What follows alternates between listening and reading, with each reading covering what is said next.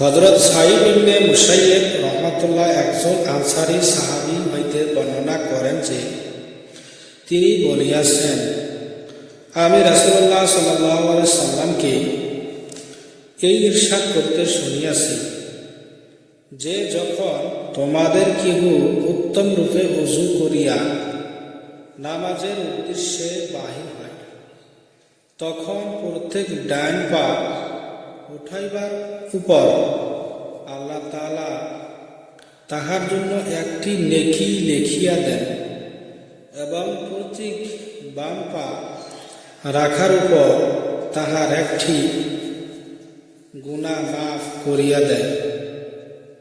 এখন তাহার ইচ্ছা ছোট ছোট কদম রাখুক অথবা লম্বা লম্বা কদম রাখুক, যদি এই ব্যক্তি মসজিদে আসিয়া জামাতের সহিত নামাজ পড়িয়া লয়, তবে তাহার মাগফিরাত করিয়া দেওয়া হয়।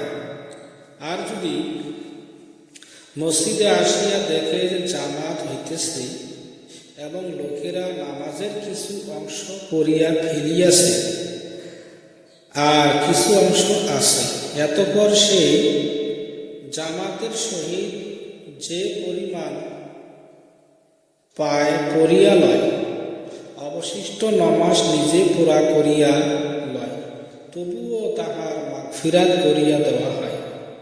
আর যদি এই ব্যক্তি মসজিদে আসিয়া দেখে যে লোকেরা নামাজ পড়িয়া ফিরিয়াছে, এতপর সে নিজের নামাজ পড়িয়া লয়, তবুও তাহার মাগফিরাত করিয়া দেওয়া হয়।